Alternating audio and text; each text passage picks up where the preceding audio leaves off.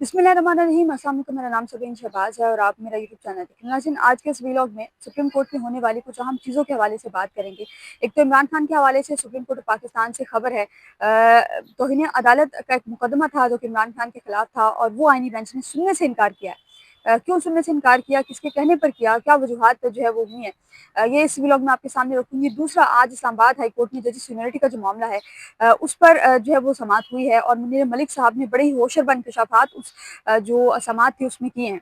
वो क्या थे वो भी इस व्लॉग में आपके सामने रखूंगी। और तीसरा, भारतीय जाहरियत, आपको पता है कि इंडिया इस वक्त, पाकिस्तान जो है वो किस पोजीशन में है और पाकिस्तान के जिस वक्त हालात हैं भारत की जानिब से, इस वक्त जब मैं ये वीडियो रिकॉर्ड कर रही हूँ तो भारत ने इस रावलपिंडी तक जो ड्रोन हमले हैं वो करना शुरू कर दिए हैं। मैं तफसीलात जो है वो तमाम तरह आपके सामने रखूंगी। लेकिन व्लॉग शुरू करने से पहले गुजारिश है कि अगर आपने अभी तक मेरा यूट्यूब चैनल सब्सक्राइब नहीं किया तो उसको सब्सक्राइब कर लीजिए और कमेंट सेक्शन में अपनी कीमती राय से जरूर आगाह किया कीजिए। नाज़रीन, सबसे पहले इमरान खान के केस के हवाले से बात करेंगे। इमरान खान के खिलाफ तौहीन अदालत का केस था, जो कि आज समाअत के लिए मुकर्रर था। अमीरुद्दीन खान साहब आईनी बेंच के सरबराह हैं, उनकी सरबराही में 5 रुकनी बेंच ने इस केस की समाअत करनी थी, जिसने की भी। एक तो ये कि सबसे आखिरी सीरियल कॉज लिस्ट में सबसे आखिरी सीरियल नंबर पर ये जो है वो केस था। केस की जब समाअत का आगाज़ हुआ तो इमरान खान की तरफ से सलमान खुरम साहब जो है वो इस केस में पेश हुए। सलमान खुरम साहब ने कहा कि ये केस जो है ये आईनी बेंच में मुंतकिल कर दिया जाए। आईनी बेंच सुन रहा है तो ये केस जो है रेगुलर बेंच में मुंतकिल कर दिया जाए। जस्टिस जमाल खान मंदोखेल ने ये रिमार्क्स दिए। उन्होंने कहा कि क्या ये केस जो है ये आईनी बेंच सुनेगा, ये रेगुलर बेंच जो है वो सुनेगा, या ये केस आईनी बेंच सुनेगा। अ, उस पर जो है वो सलमान खुरम साहब ने कहा कि ये केस जो है इस केस में आईनी सवाल नहीं है, तो इस केस को रेगुलर बेंच में शिफ्ट कर दिया जाए। जस्टिस जमाल खान मंदोखेल ने कहा कि ठीक है, अगर आईनी बेंच में शिफ्ट करना है। उस पर सलमान खुरम के साथ एडिशनल अटॉर्नी जनरल जो है वो भी मौजूद थे। उन्होंने गुज़िश्ता रोज मखसूस नशिस्तों का जो केस हुआ था उसका हवाला दिया। एडिशनल अटॉर्नी जनरल साहब ने कहा कि गुज़िश्ता रोज मखसूस नशिस्तों का केस हुआ था, उसमें भी तौहीन अदालत का केस था और वो भी तौहीन अदालत का जो केस था वो रेगुलर बेंच में शिफ्ट किया गया। अब उसको शिफ्ट करने की जो वजह है वो कुछ और थी। अदालत ने इसलिए शिफ्ट किया कि वहाँ, और कल बेंच ने जब शिफ्ट किया तो ये क्लियर किया कि इसलिए शिफ्ट किया जा रहा है रेगुलर बेंच में। वो रेगुलर बेंच में नहीं भेजा गया, वो जजिस कमेटी को भिजवाया गया। जजिस कमेटी वो छोटा बेंच उसमें तय करी, क्योंकि वो कल 11 रुकनी बेंच था।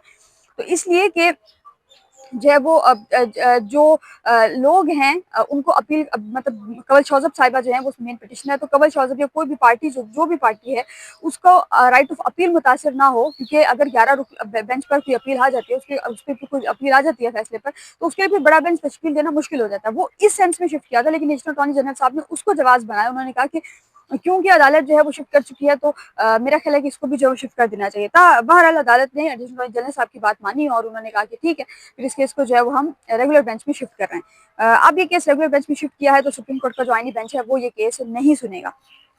नाज़रीन, दूसरा, chief justice Islamabad high court में जजिस सीनियरिटी का जो मामला है उस पर बात कर लेते हैं। जजिस सीनियरिटी का मामला आपको पता है कि ये चलता आ रहा है। 19 मई को सुप्रीम कोर्ट में इजलास है और 19 मई को इजलास है, 8 दिन जो है वो तकरीबन रह चुके, लेकिन इस वक्त तक ये मामला सुप्रीम कोर्ट में डिसाइड नहीं हो सका। इसकी जो समातें हैं वो बहुत ही गैप के साथ जो है वो की जा रही हैं। जस्टिस आज जब केस की समाअत हुई तो जस्टिस मोहम्मद अली मजहर साहब की सरबराही में 5 रुकनी बेंच से समाअत करा था। मुनीर मलिक साहब ने आज पूरा बैकग्राउंड इस केस का बयान किया है कि बेसिकली ये शुरू कहाँ से हुआ। मुनीर मलिक साहब ने कहा कि 27 जनवरी को इजलास बुलाया गया जजिस सुप्रीम कोर्ट में जजिस तैनाती के लिए। 3 जजिस को ट्रांसफर किया गया, जिनको ट्रांसफर किया गया उनमें से एक जज justice Sarfaraz Dogar Lahore high court से हैं। उन्होंने कहा कि लाहौर हाई कोर्ट से जिस जज को यहाँ लाया गया उन समेत supreme court Lahore high court में 33 जज साहिबान जो मौजूद थे।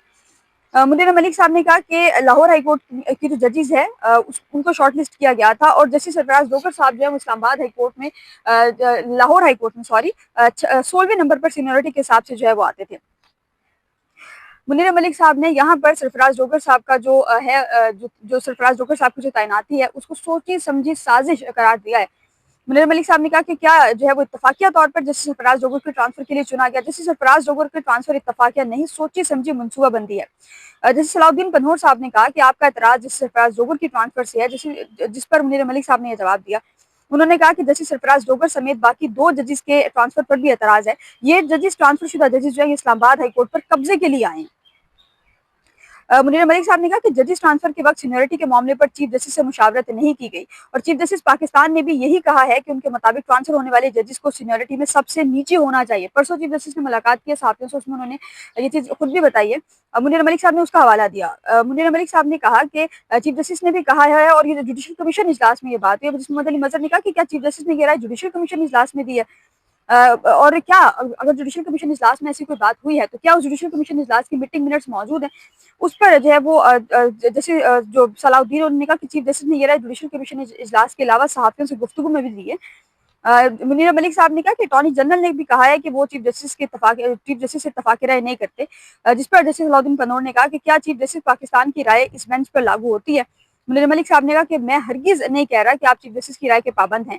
जुडिशल कमीशन के साबिक रुकन अख्तर हुसैन ने भी कमीशन इजलास में सीनियरिटी से मुतालिक अपना मौकिफ रखा था। अख्तर हुसैन साहब ने जब इस्तीफा दिया था तो उन्होंने ये बात बताई थी, जब बतौर जुडिशल कमीशन मेंबर उन्होंने इस्तीफा दिया था तो उन्होंने ये बात बताई थी कि वो इस्तीफा इसलिए दे रहे हैं, वो इस्तीफा जो है वो इसलिए दे रहे हैं कि जो अख्तर हुसैन साहब ने कहा था कि वो इस्तीफा जो है वो इसलिए दे रहे हैं कि सीनियरिटी का ख्याल जो है वो नहीं रखा गया। सीनियरिटी के हवाले से उन्होंने जो अपनी राय है वो सुप्रीम कोर्ट में दी थी।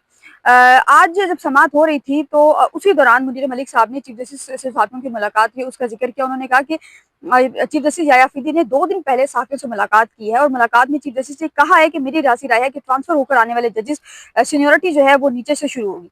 जैसे मोहम्मद अली मजहर ने कहा कि चीफ जस्टिस पाकिस्तान ने जजिस ट्रांसफर की राय देते वक्त ऐसी बात नहीं कही। अ, अब इस केस की समाअत परसों तक बुध तक, अगले हफ्ते बुध तक मुलतवी की गई है। बुध तक समाअत मुलतवी की गई है और 19 मई को जो है वो जुडिशल कमीशन का इजलास है। अब देखना है कि क्या जुडिशल कमीशन का इजलास होता है और अगर होता है तो उस पर फिर क्या होता है। नाज़रीन, दूसरा लाहौर सुप्रीम कोर्ट बार ने, आपको पता है कि भारतीय जारियत जो है वो इस वक्त अरूज पर है। जो कुछ भारत कर रहा है, सुप्रीम कोर्ट बार ने आज एलामिया जारी किया है और जुमे को यानी कि परसों मुलगिर हड़ताल का ऐलान सुप्रीम कोर्ट बार की जानिब से किया गया है और भारतीय जारियत की मजम्मत भी की है। साथ ही साथ चीफ जस्टिस यायाफदी की सरबराही में जजेस का जो है एक ताज़ा इजलास हुआ है। उसमें जो जो लोग शहीद हुए हैं जंग में उनके लिए जो है वो दुआएं मग़फ़िरत की गई है।